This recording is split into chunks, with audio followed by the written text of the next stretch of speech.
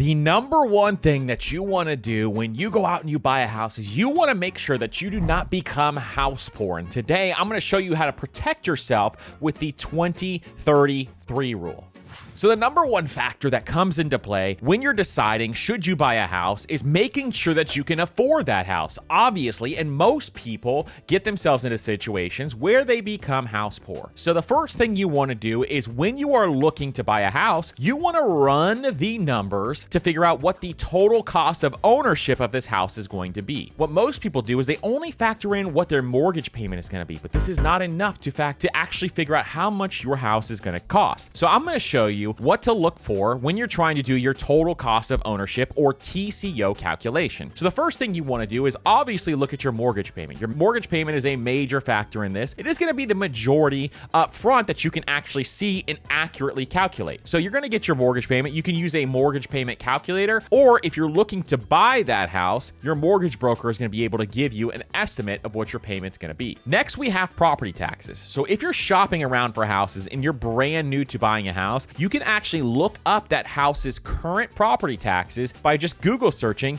your town or your county and property appraiser. And this is going to allow you to look up the address of the house that you're looking at, and you can see the property taxes, and you can see what permits that house pulled and all sorts of different things on there. So it's always good if you are really, really interested in the house to pull up the property appraiser so that you can see some of the things they've done to that house, but also see taxes and other expenses they've incurred. Next is your homeowner's insurance. So your homeowner's insurance is part of your monthly payment, so you got to factor this in as well. So the first thing you want to do is you want to call up your insurance agent, tell them the house that you're looking at, and they can give you an estimate of what that's going to cost. This is going to allow you to budget in that homeowner's insurance and figure out if you need additional insurances as well. Sometimes, if you're in an area near a flood zone, for example, you're going to also need flood insurance, and flood insurance can be very, very expensive, and this can change the entire outcome of your monthly payment. The next thing, if you're not putting 20% down, maybe you're buying your first house and you don't have 20% to put down, then you also need to factor in private mortgage insurance, or PMI. And you may have heard of PMI before, but if you haven't, this is an insurance that you have to have on your mortgage if you don't put 20% down. What happens is this is an extra cost that you're going to have to pay every single month that you wouldn't have if you put 20% down and had a little more skin in the game. Next is HOA fees. You have to factor in HOA fees when you're buying a house if that house has an HOA. So you got to really look at this. Some HOA fees are not a big deal, $100 a year. Some HOA fees are a massive deal, $500 a month. So you got to make sure that you know what the HOA fees are and factor those in. In addition, if you're in a new development, make sure you factor in things like CDD fees, because these CDD fees can really, really add up over time. Next is utilities. So utilities is one that most people don't think about, but if you're going, say, from renting an apartment to buying your first house, you need to understand what the utility differential is going to be between those two locations. So say, for example, you're renting a 1-bedroom, 1-bathroom apartment. Well, your utilities are going to be low, maybe $100 a month for water, $100 a month for electricity. It depends on your area. But when you move into a single family house or you go and buy a house, it is going to be much, much higher than would be in an apartment. So you got to make sure you understand what the utility difference is. This could be $200, $300, $400 extra per month, depending on how old the house is and how efficient the house is. Next is a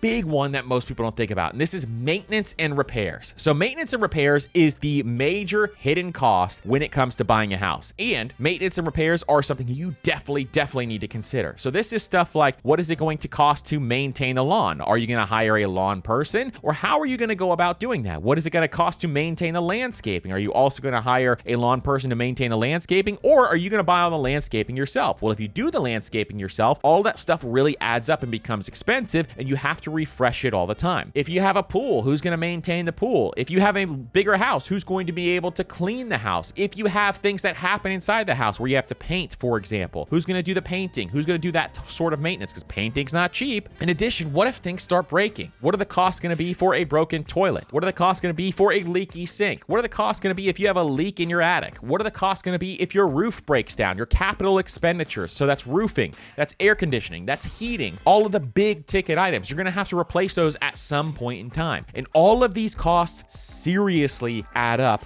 when you are buying a house. What about plumbing issues? Calling the plumber out. Who's going to fix all these things? What about even renovating the house and all the new renovations that you want to do? you. All of these things are going to be examples of major costs that are going to be incurred over time. And so even if you live in a house for 7 or 8 years, you're going to be spending thousands and thousands and thousands of dollars on maintenance and upkeep every single year. So you really got to consider this and factor this in to your total cost of ownership. Now, to make this a lot easier, we have a rule called the 2033 rule. And the 2033 rule will really help home buyers figure out, can they afford to buy that house? So the first number is 20. And what does 20 stand for? 20 stands for 20% down payment. So when you have a 20% down payment, this is for second-time home buyers only. If you're a first-time home buyer, guess what? You can have whatever down payment that you can afford with the second number. There's a caveat we'll talk about here in a second, but you can have whatever down payment you can afford in order to make sure that you're not house poor. But if this is your second house, the reason why I want you to have 20% down is A, to avoid that PMI, and B, you have the equity from that first house to roll in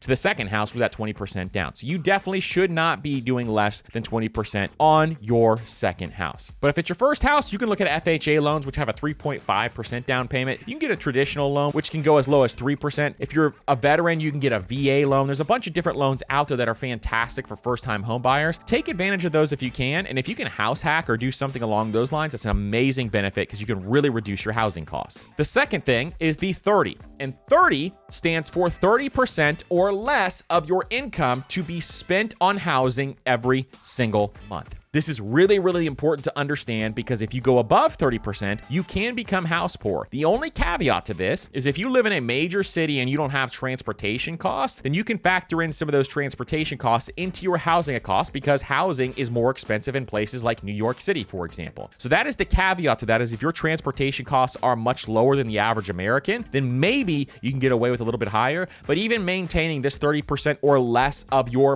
monthly income is going to be really, really important in order to make sure that you do not become house poor. And the last number is that 3 number. What does that 3 number stand for? No more than 3 times your yearly income should be the purchase price of your house. So this came from the Millionaire Next Door. And the Millionaire Next Door said 3 times your income on the purchase price of a house is what the majority of millionaires have. 3 times or less is what the majority of millionaires spend on housing. Now, I know housing has been way, way higher as of late, so this is a much harder number to hit and is much less important to hit than that 30% or less of your monthly income. But if you can keep it below that 3 times your yearly income, you're going to be in really, really good shape. I have always kept all of my housing purchases below 3 times my income, and it has really helped me be able to build wealth and have extra income every month to put towards my investments so I can pursue financial freedom. Listen, I hope you guys learned a ton about buying a house in this episode. If you guys have any questions, make sure to leave them down in the comments below, and don't forget to like, subscribe, hit that notification bell. And if you want me to do a total beginner house buying guide on a video on that, please let me know down in the comments below, and we will create that video just for you because I want to bring you guys as much value as I possibly can. I've bought dozens and dozens and dozens of houses in my lifetime, have a ton of experience doing this stuff, so make sure you let me know down in the comments below if you want me to do that video. Listen,